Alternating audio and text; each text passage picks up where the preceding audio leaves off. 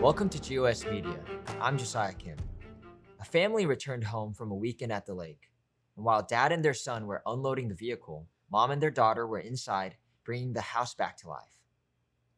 When the two boys entered, they found mom consulting their daughter.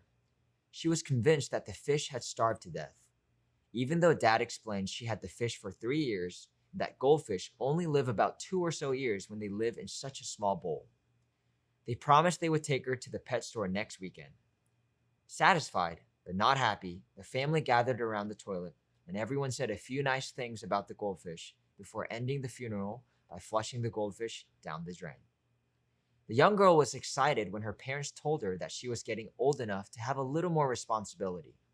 So they surprised her with a 10-gallon aquarium, letting her pick out the decorations. And of course, as girls do at that age, she chose the multicolored gravel. When asked what type of fish she wanted, she landed on a mix of guppies and neon tetras. Once the aquarium was put together, the father reminded her that her new fish required a much cleaner environment and be careful not to overfeed the fish. And while she agreed, she was also determined not to starve her fresh batch to death. The agreed routine was for her to feed the fish once a day immediately after getting home from school. Fearing that eating only once a day was not enough, she secretly fed them before school and after she was tucked into bed. Besides, her parents made sure she ate 3 meals a day, and that doesn't even include all the snacks. One night, while going through their bedtime routine, her dad noticed that the water was starting to get a little milky. He again reminded her of not overfeeding the fish. And the routine was once a day after school. She acknowledged her understanding, but she was also doggedly determined to do right by her watery pets. After a couple more days of feeding the fish breakfast, lunch, and dinner, plus the occasional snack now and again, the water was very cloudy, and green slime was beginning to manifest on the glass. To camouflage her mischief, she made certain to turn off the aquarium light while she was at school and before her parents came in at night.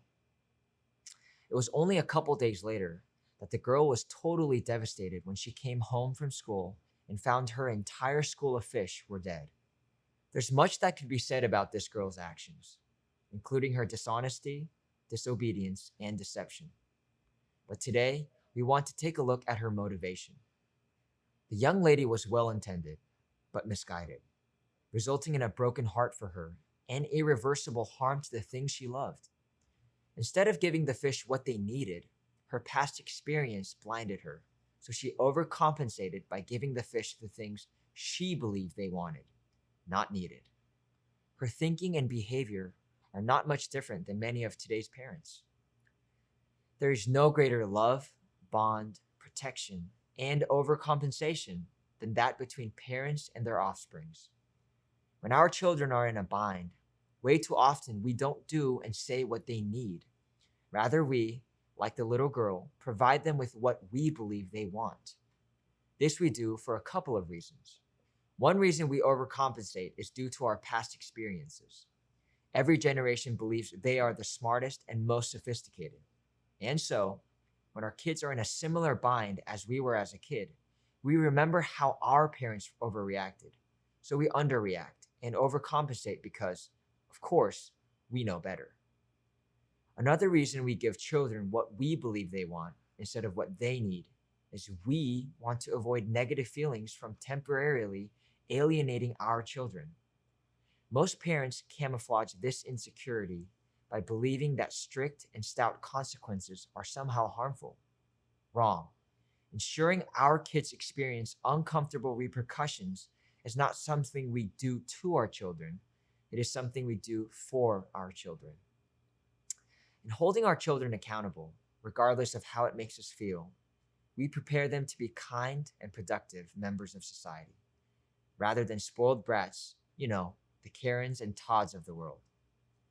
Real love will necessitate that we no longer try to be friends with our children. Instead, we become what they need, and that is parents. Parents that understand and embrace the truth that we only have one shot at rightly rearing our offspring. Being a parent fully involved in our children's friends, activity, location, and behaviors is not just what our children need, it is also what they want. Believe it or not, in survey after survey, children and young teens report that they want their parents to be parents, to stop trying to be their friend. If we will but give them their desire of less friendships and more parenting, then we fully understand and embrace today's grain of sugar. It is better to build healthy children than to try and fix broken adults. To all the parents in the colony, give us your one best piece of advice for preventing broken adults. By dropping it in the comments below, you will be helping those who are looking to build healthy children. Thanks for stopping by. We could really use your support. So will you please like, subscribe, and share with others? Or maybe become a colony member by joining us on Patreon or snatch up some merch from our website. Links are pinned below.